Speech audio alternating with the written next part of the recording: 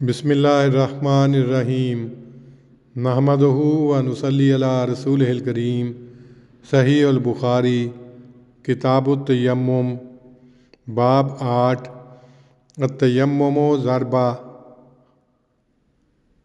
یعنی تیمم ایک ہی بار ہاتھ مارنے سے ہو جاتا ہے۔ حدیث نمبر 347۔ اعمش نے شقیق سے روایت کی، میں حضرت عبداللہ اور حضرت ابو موسیٰ اشعری کے پاس بیٹھا ہوا تھا کہ حضرت ابو موسیٰ نے ان سے کہا، اگر ایک شخص جنبی ہو اور وہ مہینہ بھر پانی نہ پائے تو کیا وہ تیمم نہیں کرے گا اور نماز نہیں پڑھے گا؟ اور تم سورہ مائدہ کی اس آیت کو کیا کرو گے؟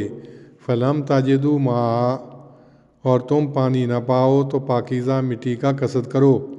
اس پر حضرت عبداللہ نے کہا، اگر انہیں اس کی اجازت دی گئی تو قریب ہے کہ جب ان کو پانی ٹھنڈا لگے گا تو وہ مٹی ہی کا قصد کریں گے۔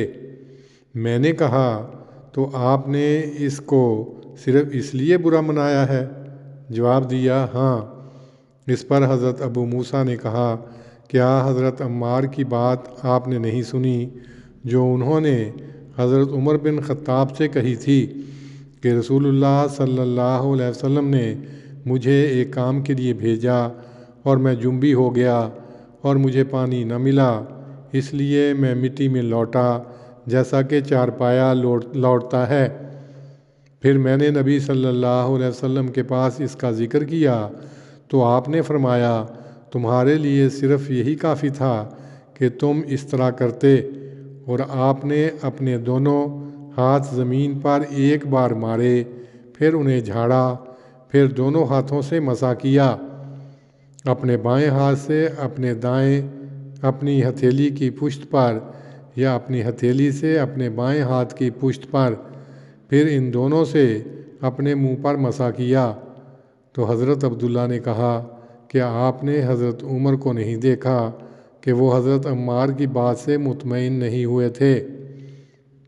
اور یلہ نے اعمش نے شقیق سے روایت کرتے ہوئے یہ بات زائد بیان کی کہ میں حضرت عبداللہ اور حضرت ابو موسیٰ کے ساتھ تھا، تو حضرت ابو موسیٰ نے کہا، کیا آپ نے حضرت عمار کو حضرت عمر سے یہ کہتے ہوئے نہیں سنا کہ رسول اللہ صلی اللہ علیہ وسلم نے مجھے اور آپ کو بھیجا تھا اور میں جنبی ہو گیا تھا تو میں مٹی میں لوٹا، پھر ہم رسول اللہ صلی اللہ علیہ وسلم کے پاس آئے اور ہم نے آپ کو یہ بات بتلائی تو آپ صلی اللہ علیہ وسلم نے فرمایا، تمہیں صرف اس طرح کافی تھا، اور آپ نے اپنے منہ اور دونوں ہاتھوں کا مسح کیا۔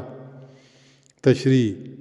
8ویں باب کا عنوان بھی ایک اختلافی مسئلے کی وجہ سے قائم کیا گیا ہے۔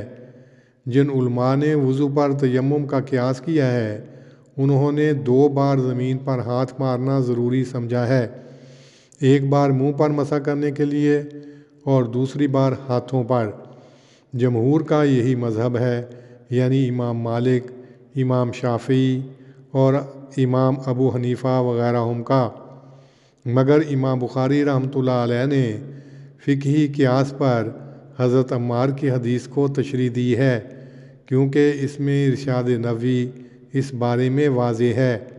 امام موصوف مسائل فقہیہ میں بموجب ارشاد نبوی یسروا ولا تعسروا، سہولت کو ترجیح دیتے ہیں، اور یہی حضرت صلی اللہ علیہ وسلم کے اسوہ حسنہ سے ثابت ہے کہ آپ صلی اللہ علیہ وسلم سہولت کے پہلو کو اختیار کیا کرتے تھے۔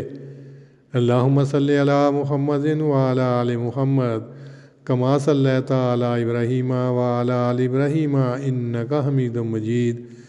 اللہم بارک علی محمد وعلی آل محمد کما بارکت علی ابراہیم وعلی آل ابراہیم انک حمید مجید۔